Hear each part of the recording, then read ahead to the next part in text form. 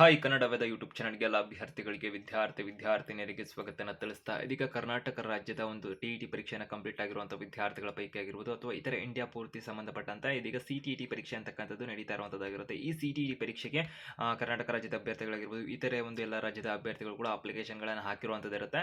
ಈಗ ಬರ್ತಿರುವಂಥ ಅಂದರೆ ಕರ್ನಾಟಕ ಸಂಬಂಧಪಟ್ಟಂತೆ ನಾವು ಸದ್ಯಕ್ಕೆ ಮಾಹಿತಿನ ತಿಳಿಸ್ತೀವಿ ಅಂತ ಅಂದರೂ ಕೂಡ ಒಂದು ಸಿ ಎಕ್ಸಾಮ್ದು ಸೆಂಟರ್ಗಳು ಕರ್ನಾಟಕ ರಾಜ್ಯದಲ್ಲಿ ಎಲ್ಲೆಲ್ಲಿದೆ ಅಂತಕ್ಕಂಥ ಒಂದು ಅಭ್ಯರ್ಥಿಗಳಿಗೆ ಪ್ರಶ್ನೆ ಇರೋದಾಗಿರುತ್ತೆ. ಯಾಕಂದರೆ ಟಿ ಅಂತಕ್ಕಂಥದ್ದು ಸಾಮಾನ್ಯವಾಗಿ ಎಲ್ಲ ಜಿಲ್ಲೆಗಳಲ್ಲೂ ಕೂಡ ಒಂದು ಎಕ್ಸಾಮ್ ಸೆಂಟರ್ಗಳನ್ನು ಕೊಟ್ಟಿರೋ ಅಂತ ಹೇಳ್ಬೋದು. ಬಟ್ ಆದರೆ ಸಿ ಅಂತಕ್ಕಂಥ ಸಂಬಂಧಪಟ್ಟಂತೆ ಎಲ್ಲೆಲ್ಲಿ ಸೆಂಟರ್ಗಳನ್ನು ಕೊಟ್ಟಿದ್ದಾರೆ, ನಂತರ ಯಾವ ಥರ ಅದನ್ನು ಸೆಂಟರ್ನ ಅಲಾಟ್ ಮಾಡ್ತಾರೆ. ಯಾಕಂದರೆ ಅಭ್ಯರ್ಥಿಗಳ ಕೈಲಿ ಇರಲಿಲ್ಲ ಅಪ್ಲಿಕೇಶನ್ ಹಾಕಬೇಕಾದ್ರೂ ಕೂಡ ಸೆಂಟರ್ ಆಯ್ಕೆ ಮಾಡೋದಕ್ಕೆ ಯಾವುದೇ ಆಪ್ಷನ್ಗಳು ಅಭ್ಯರ್ಥಿಗಳು ಕೊಟ್ಟಿಲ್ಲ. ಸೊ ಹೀಗಾಗಿ ಪ್ರಶ್ನೆಗಳು ಆಗ್ತಿರುವಂಥದ್ದು ಯಾವ ಥರ ಕೊಡ್ತಾರೆ, ಎಲ್ಲಿ ಹೋಗಬೇಕಾಗುತ್ತೆ ಏನು ಅಂತ ಇದಕ್ಕೆ ಸಂಬಂಧಪಟ್ಟಂತೆ ಮಾಹಿತಿನ ತಿಳ್ಕೊಂತೀರಾ.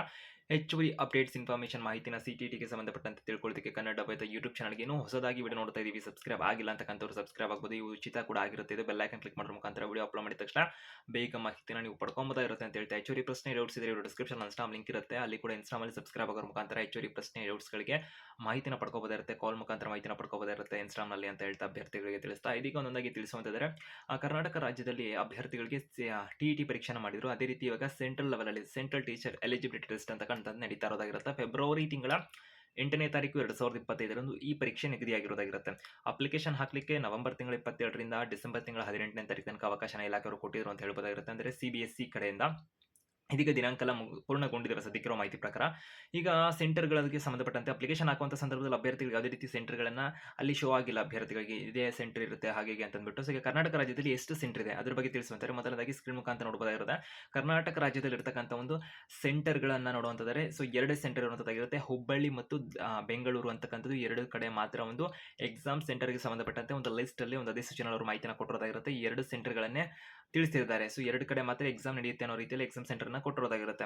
ಅಂದರೆ ಆ ಒಂದು ಜಿಲ್ಲೆ ಪೂರ್ತಿ ಒಂದೇ ಕಡೆ ಮಾಡ್ತಾರಾ ಅಂತಕ್ಕಂಥದ್ದು ಕೂಡ ಸದ್ಯಕ್ಕೆ ಕಾಣ್ತಿರೋದಾಗಿರುತ್ತೆ. ಸೊ ಆಲ್ಮೋಸ್ಟ್ ಅದೇ ರೀತಿ ಇರುವಂಥ ಸಾಧ್ಯತೆ ಇರುತ್ತೆ. ಸದ್ಯಕ್ಕೆ ಅದ್ರ ಬಗ್ಗೆ ಕ್ಲಾರಿಫಿಕೇಶನ್ ಇಲ್ಲ. ಬಟ್ ಎಕ್ಸಾಮ್ ಸೆಂಟರ್ 2 ಕಡೆ ಕೊಟ್ಟಿರೋದಾಗಿರುತ್ತೆ. ಹುಬ್ಬಳ್ಳಿ ಮತ್ತು ಬೆಂಗಳೂರು ಜಿಲ್ಲೆಗಳಲ್ಲಿ ಮಾತ್ರ ಇದನ್ನ ಮಾಡಲಾಗ್ತಿದೆ ಕರ್ನಾಟಕ ರಾಜ್ಯದಲ್ಲಿ ಅಂತ. ಈ ಥರ ಬೇರೆ ಬೇರೆ ಸ್ಟೇಟ್ಸ್ಗಳಲ್ಲಿ ಆಲ್ಮೋಸ್ಟ್ ಕೆಲವು ಕಡೆ 2 ಕಡೆ, ಕೆಲವು ಕಡೆ 1 ಕಡೆ, ಸೊ ಈ ಥರನೂ ಕೂಡ ಕೊಟ್ಟಿದ್ದಾರೆ. ಕೆಲವು ಕಡೆ ತುಂಬಾನು ಕೊಟ್ಟಿದ್ದಾರೆ ಅಂತ ಹೇಳ್ಬೋದಾಗಿರುತ್ತೆ. ಈಗ ಅಭ್ಯರ್ಥಿಗಳ ಪ್ರಶ್ನೆ ಆಗ್ತಿರುವಂಥದ್ದು ಹಾಗೆ ಬೆಂಗಳೂರಲ್ಲಿ ಅಪ್ಲಿಕೇಶನ್ ಹಾಕಿದ್ದಾರೆ ಅಂದರೆ ಆಲ್ಮೋಸ್ಟ್ ಬೆಂಗಳೂರೇ ಬೇಕು ಅಂತ ಹಾಕಿರ್ತಾರೆ. ಅಕ್ಕಪಕ್ಕ ಡಿಸ್ಟಿಕ್ ಅಂತಂದರೆ ಅವ್ರಿಗೆ ಸಮಸ್ಯೆ ಆಗೋದಿರುತ್ತೆ. ಅಥವಾ ಇನ್ನು ಮಿಸ್ ಆಗಿ ಇವಾಗ ಬೆಂಗಳೂರಲ್ಲಿ ಹಾಕಿರುವಂಥ ಅಭ್ಯರ್ಥಿಗಳಿಗೆ ಹುಬ್ಬಳ್ಳಿ ಏನಾದ್ರು ಅಲರ್ಟ್ ಆದರೆ ಯಾವ ಥರ, ಅಥವಾ ಹುಬ್ಬಳ್ಳಿ ಹಾಕಿರೋರಿಗೆ ಬೆಂಗಳೂರು ಅಲರ್ಟ್ ಆದರೆ ಯಾವ ಥರ, ಒನ್ ಡೇನೇ ಬೇಕಾಗುತ್ತೆ ಅಪ್ ಆ್ಯಂಡ್ ಡೌನ್ಗೆ ಅಂತಕ್ಕಂಥದ್ದು. ಅಂದರೆ ಹೋಗ್ಲಿಕ್ಕೆ ಒಂದು ದಿನ ಆಗುತ್ತೆ ಅಂತಕ್ಕಂಥ ಒಂದು ಪ್ರಶ್ನೆಗಳು ಬರುತ್ತೆ ಅಂತ ಹೇಳ್ಬೋದು. ಮತ್ತು ಅಷ್ಟು ದೂರ ಹೋಗಿ CTETನ ಬರೀಬೇಕಂತಕ್ಕಂಥ ಒಂದು ಪ್ರಶ್ನೆಗಳು ಕೂಡ ಬರುತ್ತೆ ಅಂತ ಹೇಳ್ಬೋದಾಗಿರುತ್ತೆ.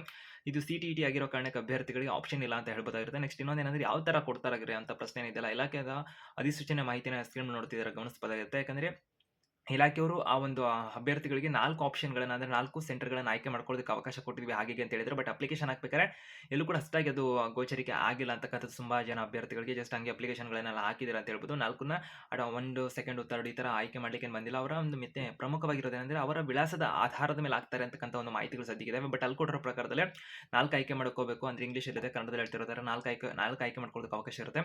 4ರಲ್ಲಿ ಮೊದಲನೇದು ಅಭ್ಯರ್ಥಿಗಳು ಕೊಟ್ಟಿರ್ತಾರಲ್ಲ ಅದೇ ಬೇಕು ಅಂದ್ಬಿಟ್ಟು ಅದನ್ನು ಕೊಡಲಿಕ್ಕೆ ಪ್ರಯತ್ನ ಅಂತೂ ಮಾಡ್ತಾರೆ. ಸೊ ಅದು ಸಾಧ್ಯ ಆಗಿಲ್ಲ ಅಂದರೆ 2ನೇದು 3ನೇದು ಯಾವ ಥರ ಕೊಡಲಿಕ್ಕೆ ಟ್ರೈ ಅಂತೂ ಆಗ್ತದೆ. ಸೊ ಇಲಾಖೆಯಲ್ಲಿ ಒಂದು ನಿಯಂತ್ರಣದಲ್ಲಿರುತ್ತೆ ಇದು ಎಕ್ಸಾಮ್ ಸೆಂಟರ್ನ ಕೊಡುವಂಥದ್ದು ಹಾಗೆ ಅಂತೆಲ್ಲ ಅಲ್ಲಿ ಕೊಟ್ಟಿದ್ದಾರೆ. ಬಟ್ ಸದ್ಯಕ್ಕಿರುವಂಥ ಪ್ರಶ್ನೆ ಏನಂದ್ರೆ ಅಭ್ಯರ್ಥಿಗಳಿಗೆ ಅದು ಯಾವ ಸೆಂಟರ್ ಬರುತ್ತೆ. ಆಲ್ಮೋಸ್ಟ್ ಈಗ ಕೆಲ ಅಭ್ಯರ್ಥಿಗಳಿಗೆ ಎಕ್ಸಾಮ್ ಸೆಂಟರ್ ಆಯ್ಕೆಗೆ ಅವಕಾಶ ಕೊಡದೇ ಇರೋದ್ರಿಂದ, ಅಲ್ಲಿ ಬರದೇ ಇರೋದ್ರಿಂದ ಅಪ್ಲಿಕೇಶನ್ ಹಾಕ್ಬೇಕಾದ್ರೆ ಸಾಮಾನ್ಯವಾಗಿ ಈಗ ಬ್ಯಾಂಗ್ಳೂರಲ್ಲಿ ಹಾಕಿದ್ದೀವಿ, ಹುಬ್ಬಳ್ಳಿಲಿ ಅಪ್ಲಿಕೇಶನ್ ಹಾಕಿದ್ದೀವಿ, ಅಥವಾ ಸರೌಂಡಿಂಗ್ ಡಿಸ್ಟ್ರಿಕ್ಸಲ್ಲಿ ಹಾಕಿದ್ದೀವಿ ಅಂದಾಗ ನಿಮ್ಮ ನಿಯರೆಸ್ಟ್ ಯಾವ್ದು ಆಗ್ಬೋದು. ಆಲ್ಮೋಸ್ಟ್ ನಿಯರೆಸ್ಟ್ ಅಂದರೆ ಒಂದು 5 ಕಿಲೋಮೀಟರ್ 15 ಕಿಲೋಮೀಟರ್ ಅಂತಲ್ಲ ಯಾವ ಡಿಸ್ಟ್ರಿಕ್ಟ್ ಬರ್ಬೋದು ಅಂದರೆ ಕರ್ನಾಟಕ ರಾಜ್ಯದ ಅಭ್ಯರ್ಥಿಗಳಿಗೆ ಈ ರೀತಿಯಾಗಿ ಅಲರ್ಟ್ ಆಗೋದಿರುತ್ತೆ. ಅದನ್ನು ಬಿಟ್ಬಿಟ್ಟು ಗೂಗಲ್ ಬೇರೆ ಎಲ್ಲ ಕೂಡ ಸರ್ಚ್ ಮಾಡ್ತೀರಾ ಅಂದರೆ ಎಕ್ಸಾಮ್ ಸೆಂಟರ್ ತುಂಬಾನೇ ಬರ್ಬೋದಿರುತ್ತೆ. ಆ ಥರ ಏನೂ ಇರೋದಿಲ್ಲ, 2 ಮಾತ್ರ ಇರುವಂಥದ್ದಾಗಿರುತ್ತೆ ಅಫಿಷಿಯಲ್ ನೋಟಿಫಿಕೇಶನ್ ಪ್ರಕಾರದಲ್ಲಿ ಅಂತ ತಿಳಿಸ್ತಾ ಹೆಚ್ಚುವರಿ ಅಪ್ಡೇಟ್ಸ್ ಇನ್ಫಾರ್ಮೇಷನ್ ಮಾಹಿತಿ ಇದೆ ನಿಮಗೆ ಸಿಗ್ತಾ ಇರುತ್ತೆ. ಅದಕ್ಕೆ ಚಾನಲ್ಗೆ ಸಬ್ಸ್ಕ್ರೈಬ್ ಆಗ್ಬೋದಾಗಿರುತ್ತೆ. All the best.